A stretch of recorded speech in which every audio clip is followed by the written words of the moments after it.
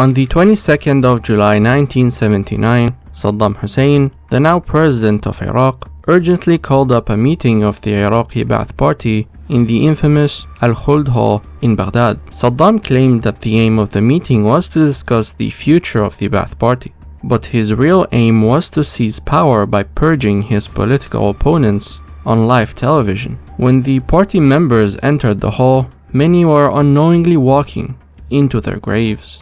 Without any warning, Saddam let in the physically and mentally broken secretary of the previous Iraqi president, who under previous threats of torture against his family, confessed of a grave plot against the Iraqi revolution.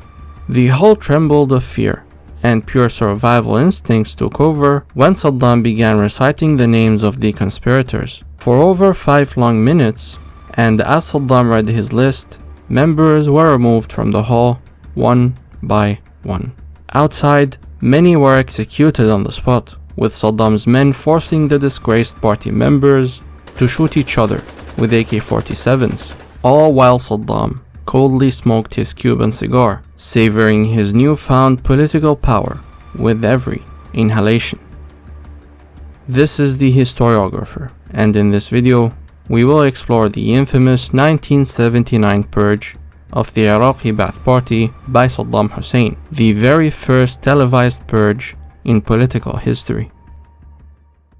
In early 1979, the Iraqi president and chairman of the Revolutionary Command Council, Ahmed Hassan al-Bakr, began making discussions with the Ba'ath Party in Syria under the leadership of Hafez al-Assad, discussions that would lead to the unification of the two parties, the Syrian Ba'ath Party and the Iraqi Ba'ath Party, and hence the two countries, where Syrian President Hafez al-Assad would become vice president of this new Ba'ath Union. This move, however, would have pushed Saddam Hussein, al-Bakr's second-in-command, into obscurity, which would have crushed his dreams of ruling Iraq.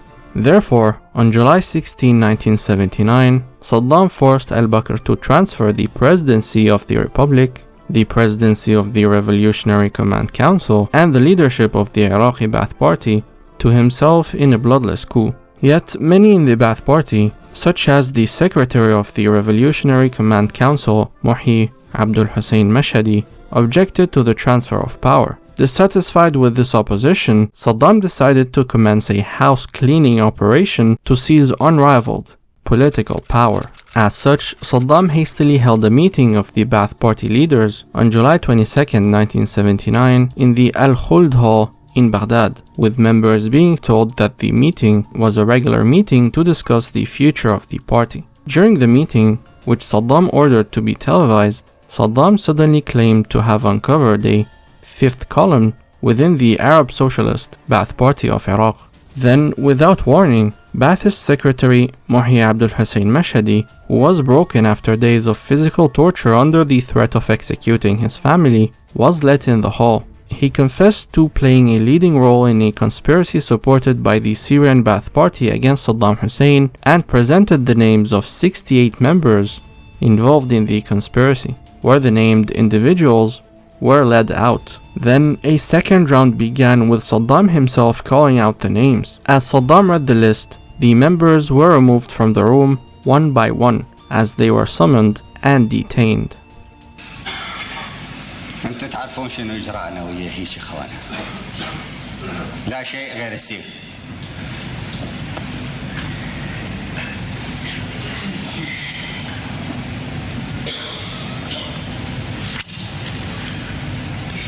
اللي راح اقرا اسمه يقوم يردد الشعار ويلحق ربعه.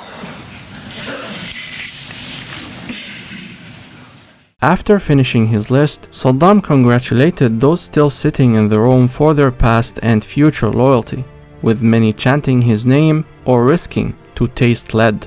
The hall exploded in chants of "Long live Saddam." In reality, the remaining members were simply relieved to have survived the purge. However, the people arrested and led outside weren't so lucky, as they were subsequently tried on the spot outside of the hall and found guilty of treason. 22 of them were sentenced to death, with AK-47s reportedly being given to party members who were directed to execute their comrades. Details of the event emerged on July 28, 1979, with Iraqi media accusing Syria of supporting the alleged plot, though Syrian Baathists denied any involvement. These events severed ties between the Baathist governments of Syria and Iraq, and in 1980, during the Iran-Iraq War, al-Assad sided with Iran, leading Iraq to accuse him of betraying pan-Arabism. In any case, in the decades following the Purge, Saddam Hussein would hold unquestioned power over all facets of the republic, before being removed from power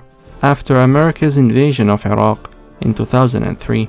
In conclusion, Saddam's public purge remains an interesting moment in history. As historian Christopher Hitchens said, "We know what happened with Hitler's purge in the Night of the Long Knives, as well as with Stalin's purge in the 1930s. But Saddam's purge was the first in history to be televised, for the entire world to see. Perhaps with tragic justice, where the killer became the killed, Saddam's own downfall and trial in 2006 would also be televised, for the entire world to see."